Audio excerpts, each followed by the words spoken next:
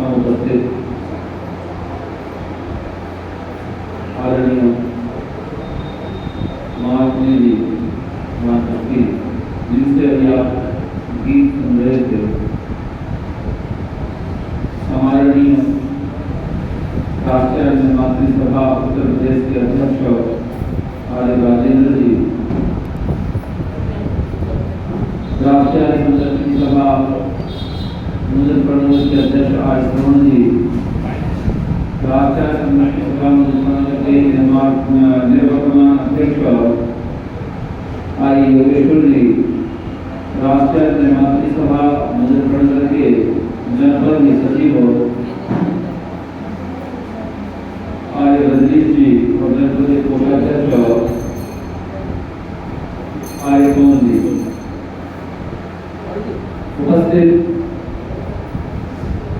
Arya Samaj Indira colony के हमारे सभी कार्यकर्ता, वरिष्ठों, युवाओं, पूज्य मातृशक्ति और प्यारे बच्चों,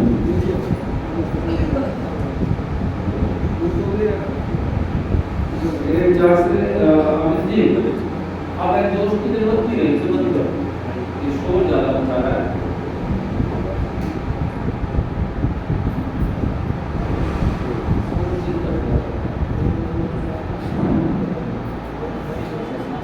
थोड़ा सा तो आराम करो, थोड़ा प्रयास करो,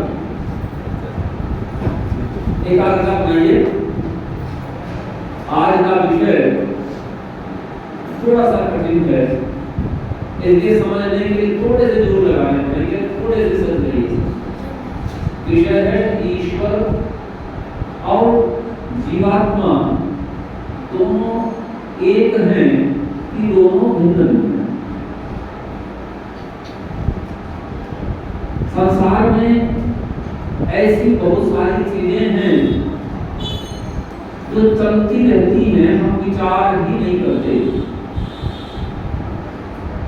जब विचार करने लगते हैं या जब विचार करने का सामर्थ्य आ जाता है तो पता चलता है इसको पीढ़ी दर पीढ़ी मानते रहे, वो बात तो असत्य निकली। जैसे उदाहरण के लिए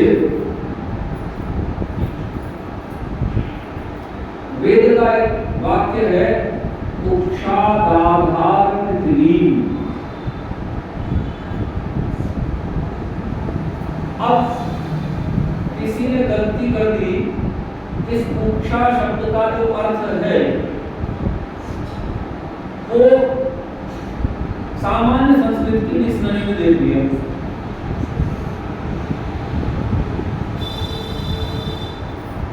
अब ये जो उक्षा है, सीधा वाक्य है उक्षादाधार पृथ्वी, अर्थात उक्षा ने पृथ्वी को धारण कर रखा है। सीधा है। अब जब इस उक्षा शब्द का अर्थ लौकिक संस्कृत की डिक्शनरी में देखोगे तो इसका अर्थ होता है बैल। उक्षा अर्थात बैल। तो किसी ने क्या अर्थ कर दिया, जैसा पढ़ा उसने वैसा कर दिया, कोई गलत थोड़ा पढ़ा उसने। वेद में है उक्षादाधार पृथ्वी, उक्षा ने पृथ्वी को धारण किया है। अब उक्षा शब्द का जो अर्थ किया वो कर लिया बैल, तो क्या अर्थ बन गया, धरती को किसने धारण कर रखा है।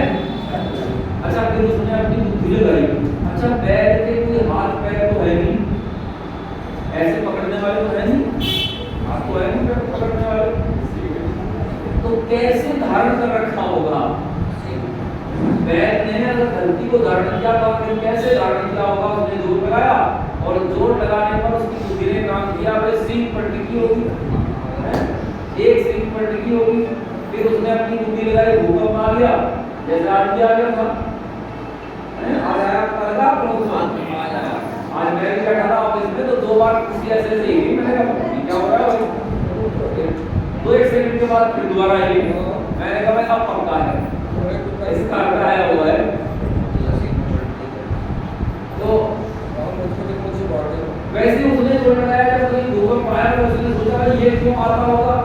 क्योंकि मनुष्य है, सोचेगा तो जरूर। तो सोचने में उसने पाया कि जरूर उस बैल ने सीख बदल लिया होगा, कर दिया होगा एक प्रकार से सीख से, तो सीख बदला होगा तो धरती गिर गई। वस्तु का जब विचार किया तो पता चला ये गड़बड़ है, लेकिन क्या वेद का वाक्य गलत होगा? क्या वेद ने गलत बता रखा होगा?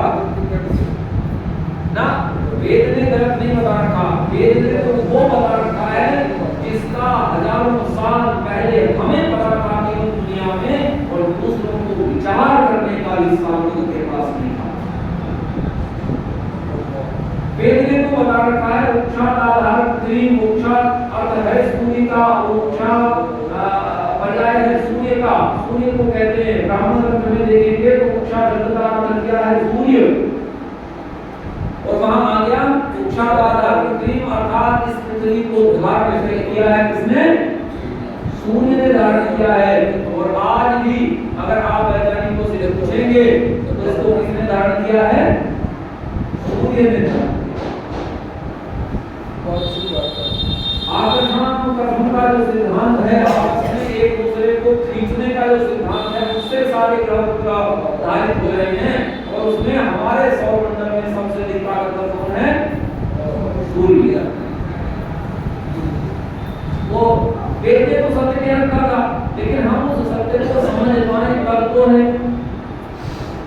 लेकिन लोग है, चलता रहता है। लोग में मनुष्य बहुत विचार नहीं करता, चलता रहता है। सच पूछो तो आम आदमी के पास समय कहाँ है विचार करने का? और रोटी की दौड़ में इतनी तेज दौड़ता है कि उसे पता ही नहीं चलता अपनी चीजें कहाँ छूट गई, क्या कहाँ रह गया, पता ही नहीं। क्योंकि अंधी दौड़ है, और अंधी दौड़ में कौन कहाँ जाएगा इसका कुछ नहीं पता।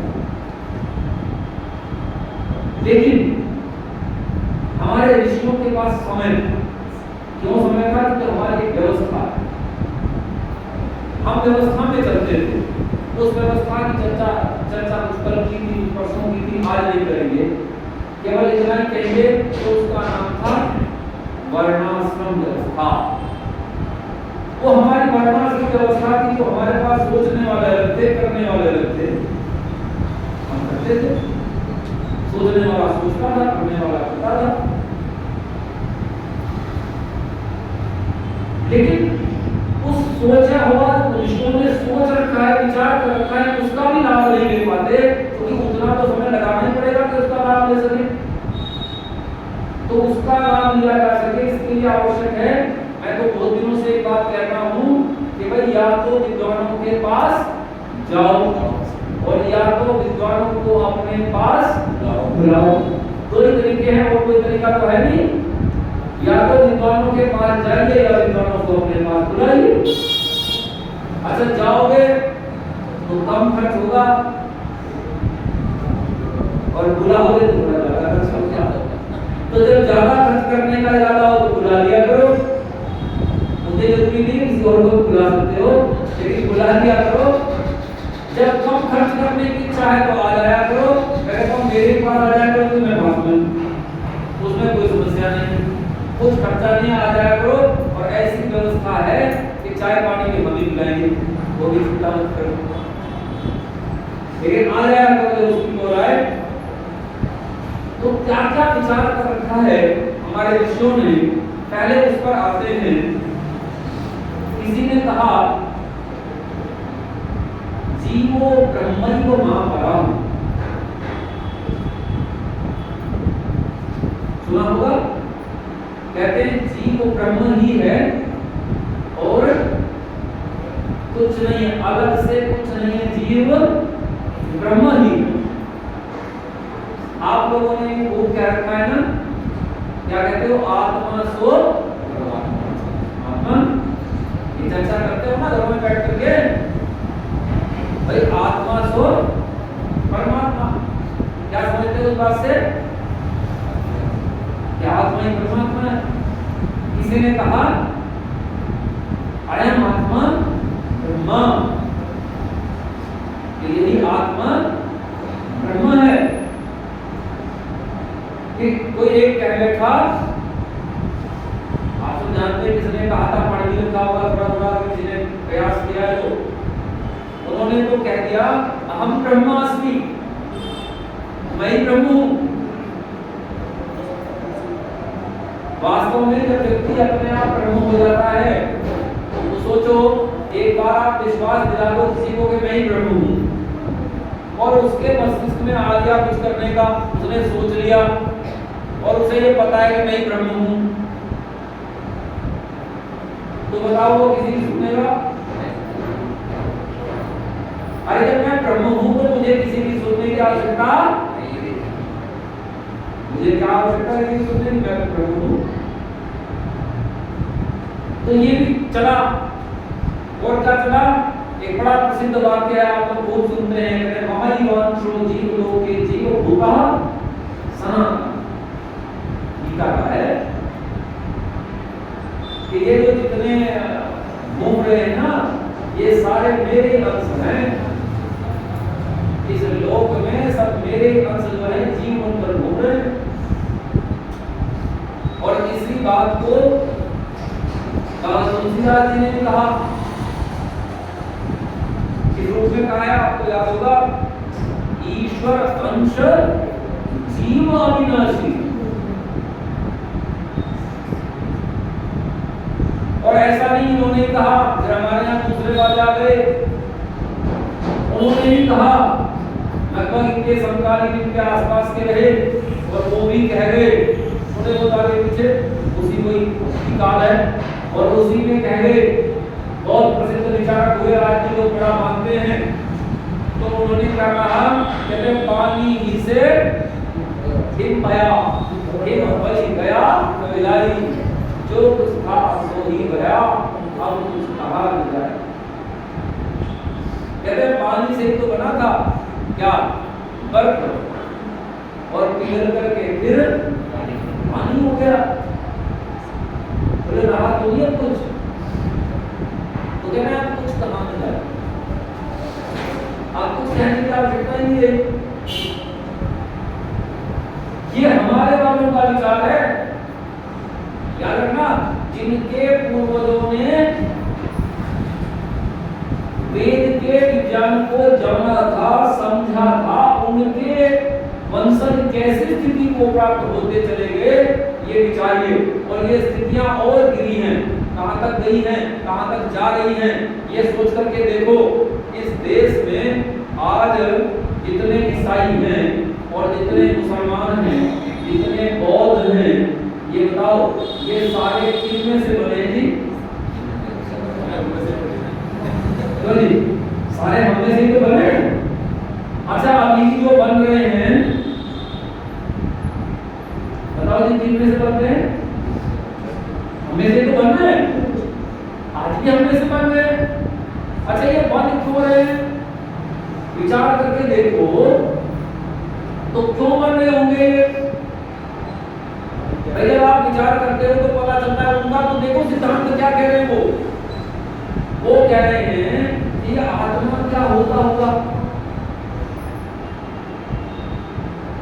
कितना उनके समझ में आया ये आत्मा। यहूदियों के थोड़ा थोड़ा समझ में आता था, तो ये इनसे कुछ सीखे। लेकिन जब ईसाइयत आई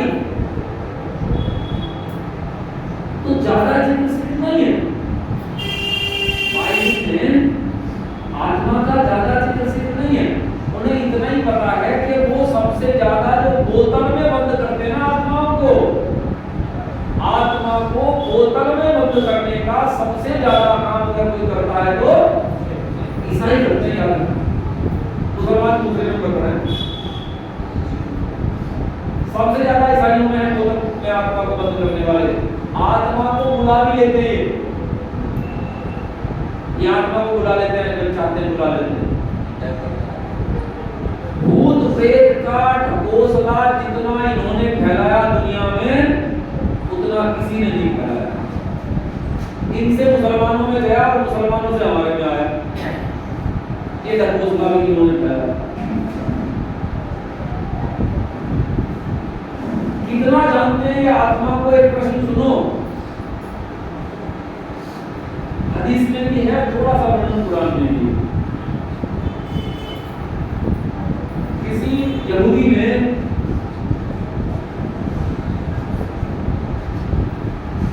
इस्लाम के लाने वाले मोहम्मद साहब से पूछा, कहते ये आत्मा क्या है, ये रूह क्या है?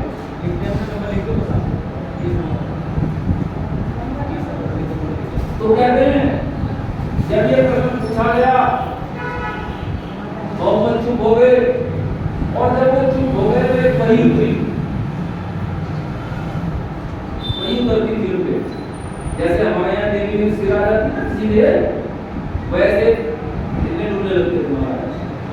तो वैसे ही वही उतरी, और वही उतरने के बाद उन्होंने बोला, बोला मोहम्मद कह दो इनसे कि मेरे परवरदिगार ने मुझे आत्मा के बारे में ज्यादा नहीं बताया है, बस इतना जान लो कि आत्मा मेरे रूह मेरे परवरदिगार का हुक्म है।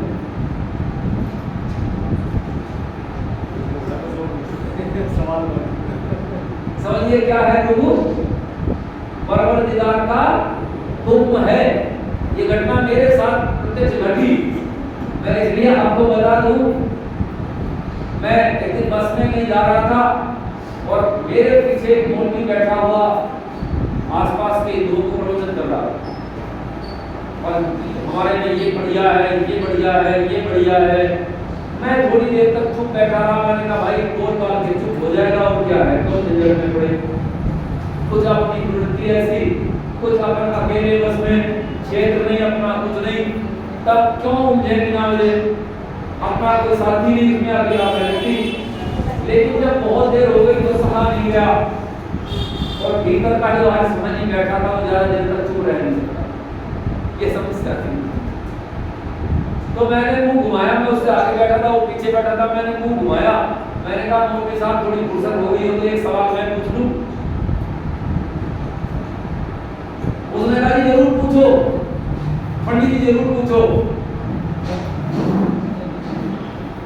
मैंने कहा मैं पूछ लेता हूँ। मैंने कहा अच्छा ये बताओ, ये जो आत्मा है, ये जो रूह है, ये क्या है, कैसा? अब वो चुप हो गया।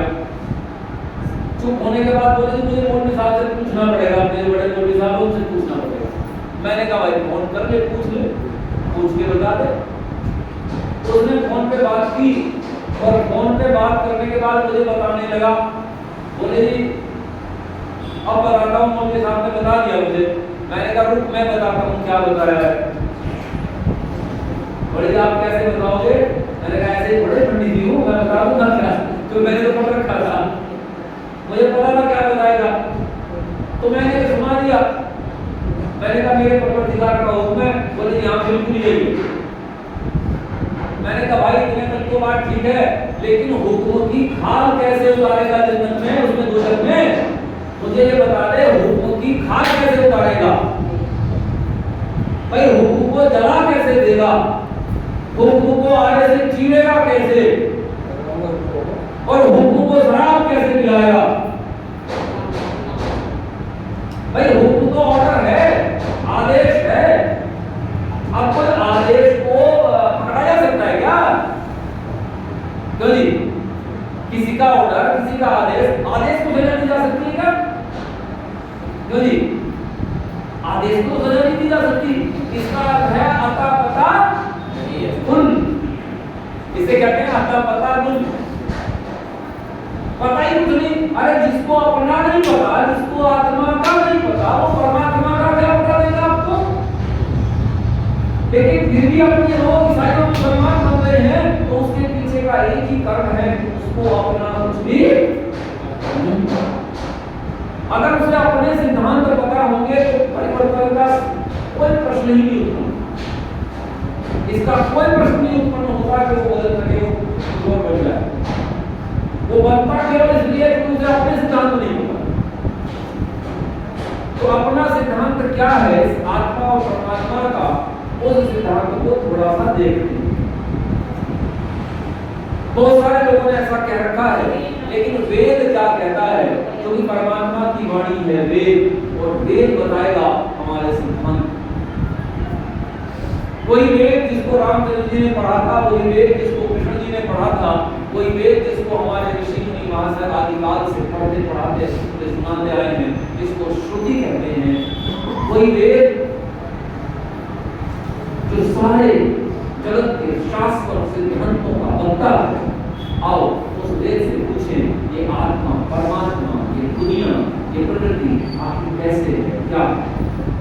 आओ सुन लेते हैं।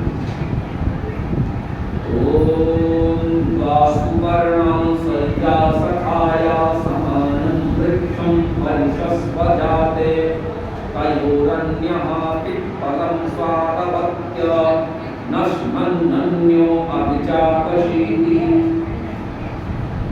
ओम, ये ऋग्वेद का मंत्र, ऋग्वेद के पहले ही मंडल का मंत्र है।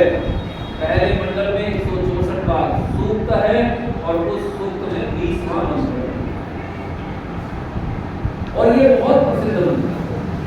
ये मंत्र एक उदाहरण प्रस्तुत कर रहा है, एक बात बता रहा है। ये कह रहा है कि एक पीपल के वृक्ष पर दो पक्षी बैठे हैं। जी, कितने पक्षी बैठे हैं? दो पक्षी बैठे हैं। कहते हैं उन दो पक्षियों का गुण क्या है? कहते हैं समानम वृक्षम परिशस्वजाते सुपर्ण संज्ञा सखाया।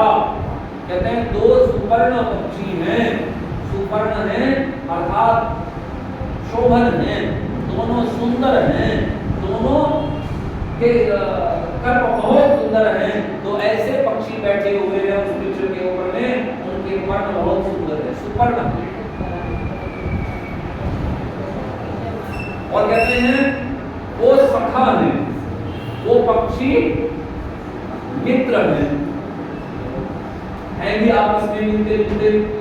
क्योंकि मित्र कौन होते हैं? जो मिलते जुलते होते हैं वही मित्र होते हैं, जो मिलते जुलते नहीं वो मित्र भी नहीं होते। तो इसीलिए हम कहते हैं कि भाई आपस में मिला जुला करो, क्योंकि मिलो जुलोगे तो मिलते जुलते हो जाओगे, और मिलते जुलते हो जाओगे तो एक दूसरे के मित्र हो जाओगे। तो जो मिलते जुलते हैं वो मित्र होते हैं। तो ये दोनों पक्षी मिले जुले हैं, सखा हैं।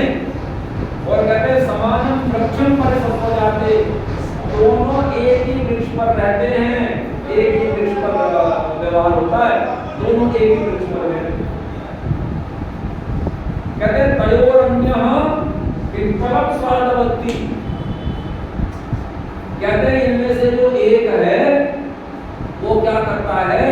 कहते हैं वो इस पीपल पर जो पीपली लगी हुई है ना, ये उसका स्वाद लेता है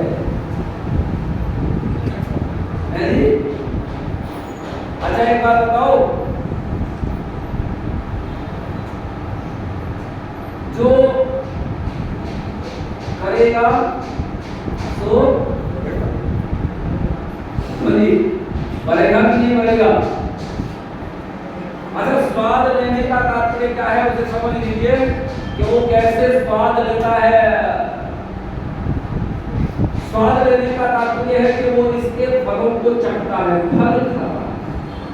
क्या खाता है जी? अच्छा हम क्या भोगते हैं? क्या भोगते हैं जी? अरे कर्म का फल भोगते हैं, कर्म नहीं भोगते। कर्म तो करते हैं हम, लेकिन कर्म का फल भोगते हैं। तो ये पक्षी भी क्या करता है? ये फल भोगता है, वृक्ष का फल भोगता है ये पक्षी। अच्छा फल किसका है? वृक्ष का। ये ध्यान रखना, फल पक्षी का नहीं है, फल किसका है? फल वृक्ष का है। और जो दूसरे वाला पक्षी बैठा हुआ है, कहते हैं अन्य न अश्नन अभिचाकर्षिति। अन्य न अश्नन, कहते हैं वो स्वाद नहीं लेता हुआ, वो नहीं चटका हुआ, फल नहीं भोगता हुआ, फल दिख रहे हैं उसे पर भोगता नहीं है, उसके पास भी वहीं लगे थे जाऊं बैठा था, लेकिन वो ये फल नहीं खाता। फिर क्या करता है, कहते हैं अभी चाह खुशी थी, बोले देखता रहता है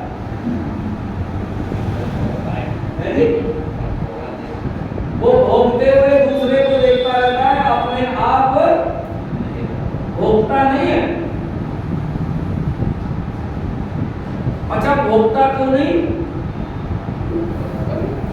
है जी? ये ध्यान रखना, क्यों नहीं भोगता? क्योंकि जो करेगा सो करेगा। अच्छा फिर इसका अर्थ क्या हो गया कि ये करता बोलो नहीं, करता नहीं है, इसका क्या तात्पर्य हो गया? अब समझ में तो आ रहा होगा, थोड़ा थोड़ी बात तो समझ में आ रही होगी। ये जो प्रकृति है, इस प्रकृति की अनेक वेद में पीपल के रूप में संज्ञा दी है। इस प्रकृति को अनेक स्थानों पर वट और अनेक स्थानों पर पीपल कहा गया। तो ये जो अश्वत्थ कहा गया है, सीधे सीधे पीपल ही कह दिया,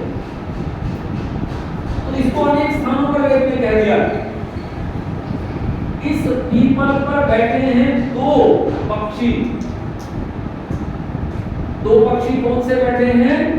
एक बैठा है जीव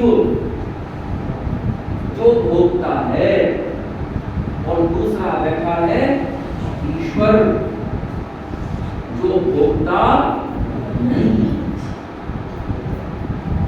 जीव भोगता है और ईश्वर भोगता नहीं है। अच्छा ईश्वर क्यों नहीं भोगता? क्योंकि मैंने एक बात कही थी कि वो करता नहीं तो भोगता नहीं, लेकिन क्या ईश्वर करता नहीं है जी? अरे सृष्टि की रचना कौन करता है? ईश्वर नहीं करता तो रचना तो वही करता है। हमें पाप पुण्यों का फल कौन देता है? ईश्वर देता है। तो देता है तो करता तो है वो, क्यों जी? अच्छा वो करता है तो भोगता क्यों नहीं?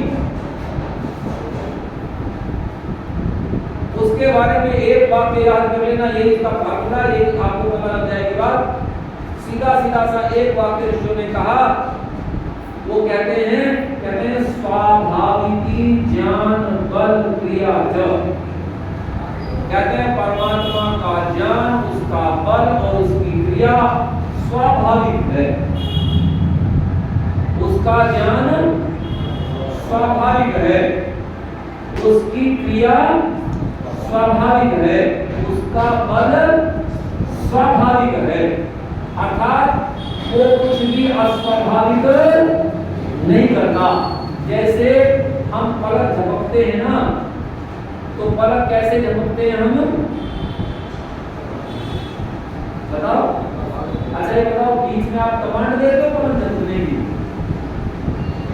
कभी कभी देते हो, बाकी तो सारे दिन अपने ऑटो मोड में चलता है ना। अच्छा श्वास लेने की कमांड देनी पड़ती है, प्राणायाम तो छोड़ करके अंदर तो नहीं देनी पड़ती सारे दिन अपने आप। अच्छा सोते सोते बताओ, बताना पड़ता है श्वास ले लो छोड़ दो, है जी? वो तो स्वाभाविक चलता रहता है। अच्छा हमारा जो हृदय चल रहा है, वो जो पंपिंग कर रहा है, बताओ उसकी पंपिंग की स्पीड सेट करनी पड़ती है ना आपको? रात को कुछ बैठा के सोते हो, दिन में बढ़ा देते हो, कुछ ऐसा करना पड़ता है जी? नहीं करना पड़ता, वो तो स्वतः करता रहता है, स्वाभाविक है वो क्रिया। तो वो क्रिया जैसे स्वाभाविक हो रही है, बताओ आपको इनके फल मिलते हैं क्या? इसका फल भोगना पड़ता है क्या? ये जो आपने पलक झपकी, इसका फल भोगना पड़ता है क्या? ये जो सांस ली, इसके फल भोगने पड़ते हैं क्या? नहीं भोगने पड़ते, क्योंकि ये क्रियाएं तो स्वाभाविक है, इसका फल नहीं भोगना पड़ता। जो अस्वाभाविक करते हो उसका फल भोगना पड़ेगा। जो स्वाद के चक्कर में करोगे उसका फल भोगना पड़ेगा, उसका भोगना पड़ेगा। इसमें कोई छोटी बात नहीं है। श्वास लेने तक तो ठीक है, लेकिन जब खुशबू सूंघने जाओगे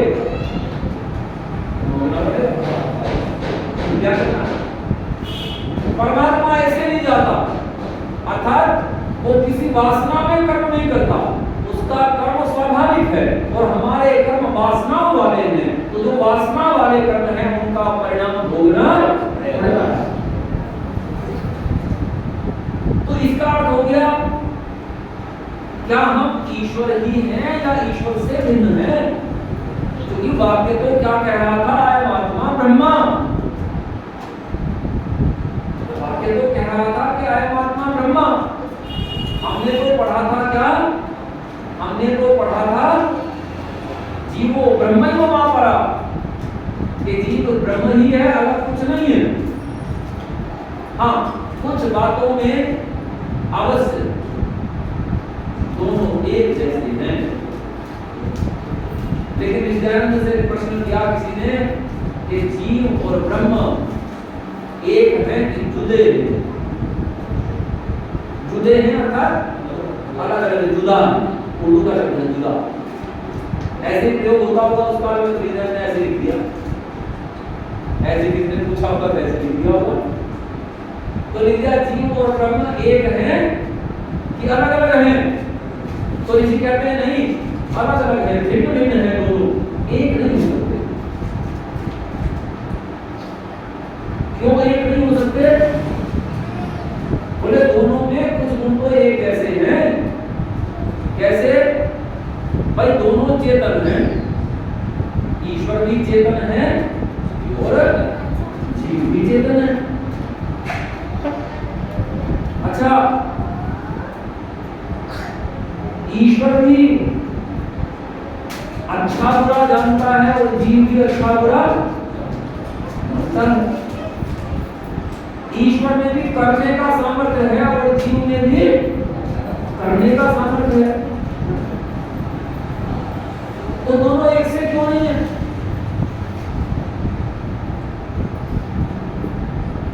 तो नित्यानंद अपना तर्क ला करके कहते हैं कि वास्तव में दोनों इसलिए एक जैसे नहीं हैं क्योंकि एक सुखी दुखी नहीं होता और दूसरा सुखी दुखी होता है। एक कभी भी अज्ञानी नहीं होता, वो सर्वत्र सर्वज्ञ है, और दूसरा अल्पज्ञ है। दूसरे को तो अपनी जेब में कितने हैं बार इसका भी पता नहीं रहता, क्यों भूल जाते हो कि नहीं? सवेरे अगर याद करके नहीं निकले कितने थे तो शाम को हिसाब किताब पूरा नहीं होता है। रास्ते का लेन देन अगर कहीं लिखा नहीं तो घर आते आते भूल जाते हो। मैं भी भूल जाता हूँ, हालांकि मेरे जेब में इतने ज्यादा होते नहीं तो हिसाब किताब करते हैं, लेकिन खैर करना चाहिए, मैं मना नहीं कर रहा हूँ चीज के लिए। लेकिन मेरे कहने का उद्देश्य है कि हम तो अल्पज्ञ हैं और परमात्मा तो सर्वज्ञ है। वो सर्वज्ञ है, हम अल्पज्ञ हैं। अच्छा एक बात बताओ, लोग कहते हैं जी हम तो ऐसे परमात्मा के साथ बंधे हैं कि वो जो चाहता है वो करते हैं कि जैसे परमात्मा चाहता है वैसे हम करते हैं। तो रिश्तेदार से कहानी सुनाते हैं छोटी सी, कहते हैं सुनो ध्यान से, समझ में आ जाएगी। कहते हैं एक बार एक किसी मजदूर ने एक खान में से लोहा निकाला। उस कच्चे लोहे को किसी फैक्ट्री वाले ने ले लिया और उसने उसमें से अशुद्धियां अलग करके फौलाद निकाला, नहीं मतलब बढ़िया स्टील जो बढ़िया था उसमें से वो निकाला। वो स्टील उसने आगे मार्केट में भेजा तो एक किसी कारीगर ने ले लिया, कंपनी वाले ने ले लिया और उसने उससे एक बढ़िया सी पिस्तौल बनाई, गोली बनाई। उसने वो पिस्तौल वो गोली सरकार के नियमानुसार किसी को बेच दी। जिसने वो गोली और बंदूक ली उसका किसी से झगड़ा हो गया। झगड़ा हो गया तो उसने गोली चला दी।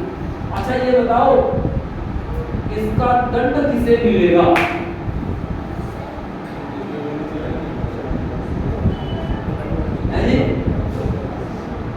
किसे मिलेगा? अच्छा गोली चलाने वाले की गलती है या बनाने वाले की गलती है जी? वो बनाता नहीं तो ये बनाता भी नहीं। अच्छा वो कहेगा उसके पास जाओ तो वो क्या कहेगा? बोले भाई अगर मेरे पास ये लोहा आता ही नहीं तो मैं बनाता ही नहीं। फिर उससे पीछे जाओ तो वो क्या कहेगा? बोले भाई मेरी कोई गलती नहीं है, अगर कोई खान में से निकालता ही नहीं तो मैं स्टील बनाता ही नहीं। खान में से निकला तो मैंने स्टील बना लिया। अर्थात इससे तो पीछे पीछे वाले की गलती निकलती चली जाएगी, लेकिन असलियत में क्या है? गलती किसकी मानी जाएगी? कहते हैं एक सिद्धांत है और वो सिद्धांत है स्वतंत्र कर्ता। कहते हैं जो स्वतंत्र है कार्य करने में उसे कर्ता माना जाए। ये ध्यान रहे, कर्ता किसको माना जाए? जो कार्य करने में स्वतंत्र है। अच्छा ये बताओ जिसने गोली मारी अगर ये चाहता कि मैं गोली ना मारूं तो ये बताओ जिसने वो बंदूक बनाई क्या वो इसे दबाव देता कि मार? बोलो, वो थोड़ा कहने आया था इसे कि गोली मार, नहीं आया था ना। इसका अर्थ है ये बताओ, या उसने कहा हो बंदूक बनाने वाले को, पीछे वाले ने कहा था कि तू बना? उसने तो नहीं कहा था, उसने तो लोहा बनाया था। चाहे आप इसकी बंदूक बनाते चाहे आप इसके सरिये बनाते लिंटर डालने के लिए, क्या समस्या है? उसने तो चाहे दरवाजा बनाते आप इसका, चाहे कुछ बनाते, उसने तो वो बनाया था। इसका अर्थ है कि जो करने वाला है वो स्वतंत्र है। गोली मारने वाला स्वतंत्र है तो दंड किसे मिलेगा? गोली मारने वाले को मिलेगा। अच्छा अगर स्वतंत्र ना हो, अगर मान लो इसने ये सैनिक हो और इस सैनिक ने गोली मारी हो अपने सेनापति के कहने पर, कमांडेंट के कहने पर, कमांडेंट ने कहा फायर और इसने गोली मार दी। अगर इसने उसके कहने पर गोली मारी है तो तब बताओ क्या इसे दंड मिलेगा? बोलो, अगर वो गोली ठीक लगी गलत लगी इसका दंड इसे नहीं मिलेगा। अगर पकड़ा जाएगा तो कौन पकड़ा जाएगा? कमांडेंट पकड़ा जाएगा। पूछताछ होगी वो उससे होगी, सैनिक से नहीं की जा सकती क्योंकि उसने तो केवल ऑर्डर फॉलो किया, वो स्वतंत्र नहीं। तो ये बताओ अगर हम कर्म करने में स्वतंत्र ना हो और वही सब करना पड़ता हो जो ईश्वर चाहता है तो ये बताओ दंड किसे मिलना चाहिए?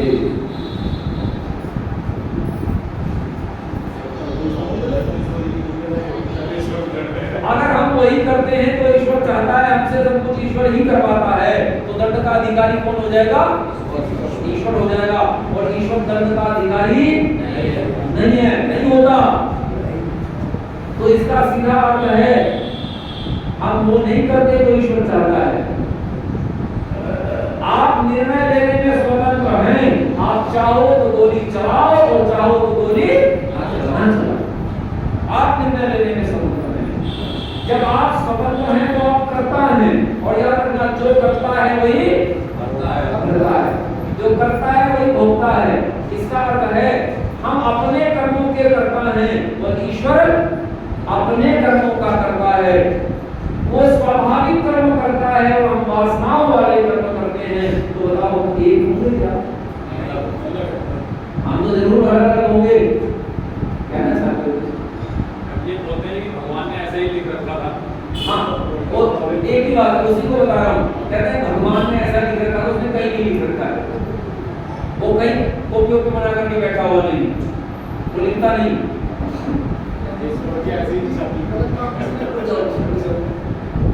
बीच में अव्यवस्था हो गई।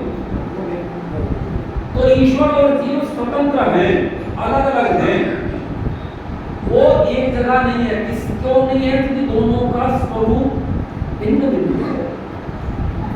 कैसे भिन्न भिन्न है?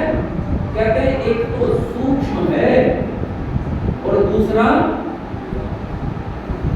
सर्वव्यापक। इसी को कहते हैं, किसी ने ऋषि ने मुझसे प्रश्न पूछा कि ये बताओ जीव और ईश्वर विभू हैं या परिच्छिन्न हैं? दो शब्दों का प्रयोग किया है। जानते हैं ना, आपके शास्त्रों में, मेरे शास्त्रों में लिखा हुआ है, जो शास्त्र में लिखा वो शब्द बता रहा हूं आपको, समझाने का भी प्रयास कर रहा हूं कि आपके समझ में आ जाए। एक आध बार घर में दोहरा लो तो चर्चा करते हुए तो चीजें याद हो जाएंगी। एक है विभू, दूसरा शब्द है परिच्छिन्न। विभू कहते हैं व्यापक को, जो सर्वत्र है उसे कहते हैं विभू, और परिच्छिन्न कहते हैं परितः चिन्ह परिच्छिन्न, जो सब तरफ से छिन्न है, अलग है, कटा हुआ है सब तरफ से, वो परिच्छिन्न है। जैसे ये क्या है? परिच्छिन्न है, ये परिच्छिन्न है, इस बराबर में किसी चीज से जुड़ा नहीं ना, ये परिच्छिन्न है। तो वैसे ही जीव भी परिच्छिन्न है। अच्छा, अगर जीव परिच्छिन्न ना हो तो क्या हो जाएगा? अगर ईश्वर और जीव एक से ही हो, एक ही हो, तो क्या हो जाएगा? अच्छा ये बताओ, जो सर्वत्र व्याप्त है, क्या वो कहीं आ और जा सकता है? नहीं, संभव भी नहीं आना जाना। भाई तो सब जगह है पहले से, तो उसमें आने जाने की क्रिया का होना संभव नहीं है, तो आना जाना संभव ही नहीं होगा। अच्छा, आना जाना नहीं संभव होगा तो ये बताओ, जो सर्वत्र व्याप्त है उसका सोना जाना संभव है क्या? उसमें सोने जाने की क्रिया का होना भी संभव नहीं है। अच्छा ये बताओ, क्या उसका जन्म और मरण होना संभव है? जो सर्वत्र व्याप्त है उसका जन्म ना हो सकता है और न मरण हो सकता है, जो सर्वत्र व्याप्त है, इसलिए तो वो जन्म मरण से परे है। अच्छा, क्या उसका सोना और उसका स्वप्न देखना संभव हो सकता है? क्या उसका संयोग और वियोग संभव हो सकता है? संयोग और वियोग कहते हैं मिलना और अलग होना, क्योंकि जो सर्वत्र व्याप्त है ना कभी किसी में मिलता है ना कभी किसी से अलग होता है, सब उसके भीतर क्रियाएं हो रही है, सब उसके भीतर ही है, तो संभव ही नहीं है आना जाना और ये सारे संयोग वियोग आदि ये सब संभव नहीं है। इसका अर्थ है कि दोनों अलग अलग हैं, ईश्वर अलग है और जीव अलग है। वास्तव में ये विषय ऐसे हैं कि बहुत लंबे समय से इन पर विचार करने का सामर्थ्य हमारे अपने लोगों में नहीं रहा। हम थोड़े से उल्टे चलने वाले लोग हैं, उल्टी दिशा में दौड़ने का प्रयास करते हैं, इसलिए हम जबरदस्ती प्रयास करते हैं कि आप लोगों से इन पर विचार विमर्श किया जाए। मैं जानता हूँ थोड़ा थोड़ा ही समझ में आएगा, लेकिन आएगा, और जितना आएगा उससे अगली बार की योग्यता बढ़ेगी। अगली बार आप इसको विचार करने में थोड़े थोड़े समर्थ होने लगेंगे। इसलिए इन सब चीजों को आप लोगों के मध्य में, अपने लोगों के मध्य में रखना हम आवश्यक समझते हैं। आपने एक और चीज सुनी होगी, एक है आत्मा और दूसरा है परमात्मा। क्या है? एक आत्मा और दूसरा परमात्मा। तो जब एक योगी कहता है, उस स्थिति में जब वो साक्षात्कार कर रहा है, तब वो कहता अयम आत्मा ब्रह्मा, जो मैंने बार बार वाक्य दोहरा रहा था ना, अयम आत्मा ब्रह्मा, वो कहता है। क्यों कह रहा है वो? क्योंकि वो ईश्वर को जान रहा है, और ईश्वर को जानते हुए वो कह रहा है कि मेरे आत्मा का भी जो आत्मा है, अर्थात जो परमात्मा है, यही ब्रह्मा है। वो कह रहा है वो मेरे भी आत्मा में व्याप्त है, यही आत्मा ब्रह्मा, यही तो ब्रह्मा है। अब वो जान रहा है, इसलिए कह रहा है, और नहीं कह सकता। कोई भी कहने लग जाए आत्मा ब्रह्मा, भाई पता तो ये आत्मा अयम तो कह रहा है, लेकिन अयम है कहाँ? अयम का तो अर्थ है यहाँ अर्थात जो है, इसे मैं देख रहा हूँ, इसे मैं जान रहा हूँ,